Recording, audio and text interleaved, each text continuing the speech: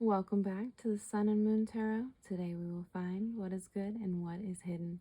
I hope you are well and staying blessed wherever you are enjoying life.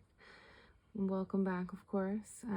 If you're interested, like, share, subscribe. My information for personal reads and Patreon is in the description box below. This is going to be a sun sign read. So sun sign for water element. If you have Cancer, Scorpio, Pisces in your sun, this reading is for you. We will grab with the Rider-Waite tarot deck. We will grab 2 rows. Your first row will be your current energy to a recent past. Your second row will be the future. We'll grab a couple clarifiers at the very end, and we will check out that bottom of the deck for your overall energy. Water signs, I hope you enjoy the content today. Oops. And again, I hope you're well and staying blessed. So let's go ahead and pull. We've got the beautiful card, court card for water, Cancer, Scorpio, Pisces, of course, like yourself or you. And this knight is the Knight of Cups. He is a court card for emotion, of course, with those cups there. Some sort of a gift is appearing after a time of major sadness in your life. Wow, and you're really recognizing who you are, what you are, and what you represent. Oh, I'm so sorry. Through this. So, sorry about that. Knight of Cups. We didn't go over air. That's Gemini, Libra, Aquarius. Energy of thought in the tarot. Then finally you have a spirit card with the Hierophant. At the bottom of the deck for your read, my water signs. Let's try to get it a little more straight. Sorry. We have the Queen of Wands. Any fire sign? Leo, Sagittarius, Aries. The energy of fire is that of passion in the tarot. Passion and creation. I like to mention that. So she does represent your overall energy. Let's go over and talk about her. She's the Queen of Fire, right? The Queen of Wands. She represents courage, determination, passion, and joy. Of course, she's a major court card as well for fire. With this Knight of Cups, this card is going to be for both rows. So with the Queen of Wands, you're experiencing this, most likely. This energy is flowing through your life. The courage, the determination, excuse me, the passion and the joy. So that Knight of Cups is really representing idealistic thoughts, so romanticism and following your heart. You thinking about pursuing something and kind of thinking about how things have worked out potentially like generational cycles for you, if relationships don't really go great for you, and you've noticed a pattern of that, and maybe your familial life as well, you're like, oh wow, some things are so similar when you look at how we kind of repeat patterns if they're not healed as families. So with you might be following your heart and recognizing that you need to heal this, that you want major success in that life. You want the ability to control the legacy that you kind of give to your kid or your kids. It would seem like that might be affecting you. Anywho, it could also simply be for other people if it's not like that serious.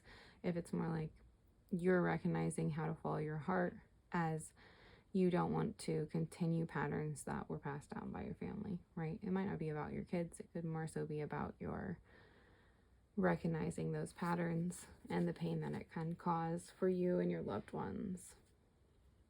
The Nine of Swords is going to be anxiety, hopelessness, trauma. You recognizing that this appears at times when you allow certain things to happen. Again, recognizing the patterns. And finally, the Hierophant is a spirit card, a major arcana. She represents tradition, legacy, society, and organized religion. So again, following your heart in some endeavor. It could also be with, of course, that religious experience. It could be recognizing that you practice spirituality differently than your family, and you're joyous about it, but you feel there might be trauma in your past about it, or there might be just judgment in general from your familial members or those that you respect because of your choices. it could be either way. So let's look at your future here. Throwing cards today, sorry.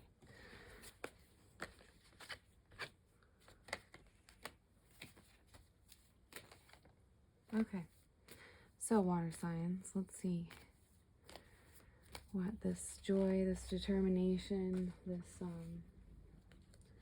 passion and courage, how that plays out for you. Beautiful. You have a secondary night here in your future, that of air, Gemini, Libra, Aquarius, the energy of intellect or thought in the tarot. Oh, I'm sorry, we already did go over air, and this is the Four of Swords, again being another air card, and finally the Eight of Cups. A lot of water and a little bit of fire, a lot of air in your read here. So let's see. The Knight of Swords, of course, is another kind of gift, but that of thought and action. This is you. It's interesting how this plays out, because the Knight of Swords is action, impulse, defending beliefs. So again, if this is a religious thing for you, you defending yourself regardless of how those around you kind of judge you, and or how you feel they judge you. If this is more so like choosing different curses, so like if you call them generational curses or generational cycles, it depends on if you're talking about psychology or the kind of more religious ideas of this. So how to kind of defend the changing of your behaviors or belief system or relationship or whatever you're kind of like focused on changing and growing in one way or another. So you are going within about this as you defend your beliefs. The Four of Swords is restoration, contemplation. Sometimes I call it my meditation card. You're going within to deal with this trauma, this anxiety, or you're recognizing that you just need to meditate to really focus on what you're going to do moving forward, or do whatever you need to do to become grounded, right? So the Eight of Cups is that final card for you in your future. You are really focusing on, sometimes this is walking away, but most of the time it's disillusionment. So you being like the idea of you understanding something emotionally so that it no longer affects you the way that it used to. You really going within, seeing why this trauma affected you the way that it did, and however that works for you, whatever cycle we're talking about. So you recognizing that when you go within, that you don't have to defend your beliefs, that you just have to practice what makes you feel best, right? And it can also be you leaving something behind. You might be leaving a way of thinking, a way of behaving, a way of doing, a way of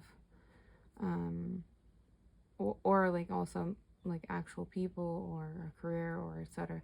Whatever you're trying to move away from after this time of contemplation, you're like, okay, my success doesn't lie here. Ultimately, water signs, it seems like that's what you're kind of seeing, that you want to be content and however that plays out for your life, and that you want to be able to follow your heart to overcome these things, and that you want to do it in a joyous manner. You don't want to have to defend yourself to the people that love you. So you're kind of focusing on however that plays out for you. It could just be that you separate those things. It doesn't have to be you like full on getting rid of people that you love. I mean, walking away from them. Oh, interesting. So the Two of Swords appears. You're really making she's the representation of making a blindfolded decision. Not having all the information, it's a difficult choice because of that. Being kind of indecisive because you don't have all the information, but knowing you have to make a decision. So ultimately it's a stalemate. You have to make a decision. It's not going to be one that you've been able to thoroughly think through because you don't have all the information. And then finally you have the Nine of Cups.